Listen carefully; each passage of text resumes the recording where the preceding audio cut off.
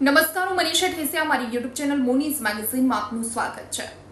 ઉત્તરાખંડ સ્થિત ચારધામ યાત્રા હિન્દુ ધર્મ માટે પવિત્ર અને મહત્વપૂર્ણ માનવામાં આવે છે। એવું કહેવાય છે કે હિન્દુ ધર્મના લોકો માટે જીવનમાં એક વખત આ યાત્રા કરવી ખૂબ જરૂરી છે અને આ તીર્થ યાત્રા છે તે આત્મશુદ્ધિ અને શાંતિ માટે ખૂબ અગત્યની છે।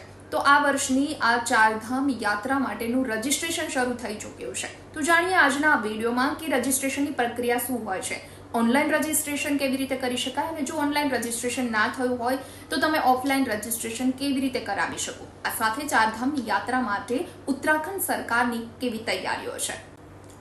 તો ચારધામની યાત્રામાં યમનોત્રી, ગંગોત્રી, કેદારનાથ અને બદ્રીનાથ આ 4 યાત્રાધામનો સમાવેશ થાય છે। યમનોત્રી એ યમુના નદીનું ઉદ્ભવ સ્થાન છે અને જેને પવિત્રતા અને દીર્ઘાયુ માટે પૂજાય છે। તો તીર્થ સ્થળ ગંગોત્રીથી ગંગા નદીનો ઉદ્ભવ થાય છે અને હિન્દુ ધર્મમાં તેને પવિત્ર અને મુક્તિનું પ્રતીક માનવામાં આવે છે। તો કેદારનાથ ધામ એ ભગવાન શિવના 12 જ્યોતિર્લિંગમાંનું એક જ્યોતિર્લિંગ છે અને ત્યાં લોકો મોક્ષ માટે આવે છે। બદ્રીનાથ ધામ એ ભગવાન વિષ્ણુના બદ્રીનારાયણ અવતારનું મંદિર છે અને વૈષ્ણવ સંપ્રદાયમાં તેને અતિ મહત્વનું માનવામાં આવે છે।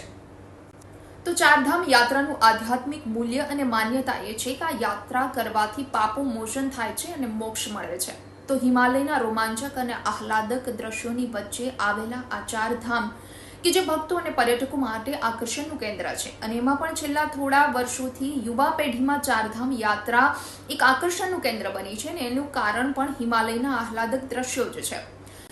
તો ચારધામ યાત્રા માટેની રજીસ્ટ્રેશનની પ્રક્રિયા શરૂ થઈ ગઈ છે। ગત 20મી માર્ચથી આ રજીસ્ટ્રેશન શરૂ થઈ ગયું છે એટલે ચારધામ યાત્રાએ જવા માટે ઈચ્છતા શ્રદ્ધાળુઓએ રજીસ્ટ્રેશન કરવું ફરજિયાત છે।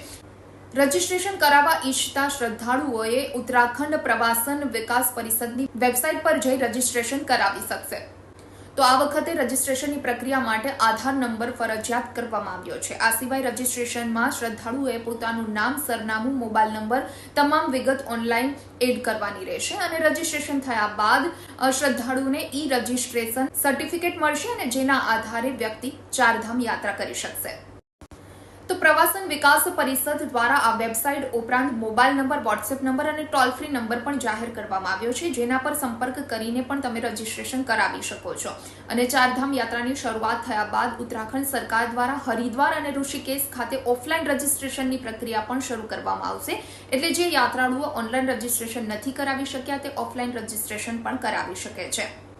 તો ચાલુ વર્ષે ચારધામની યાત્રા 30મી એપ્રિલથી શરૂ થશે। 30મી એપ્રિલ એટલે અખાત્રીજના દિવસે ગંગોત્રી અને યમનોત્રીના દ્વાર ખુલશે। તો બાબા કેદારનાથના દ્વાર 2 મેના રોજ ખુલશે અને ચારધામ પૈકી એક બદ્રીનાથના દ્વાર 4 મેના રોજ ખુલશે।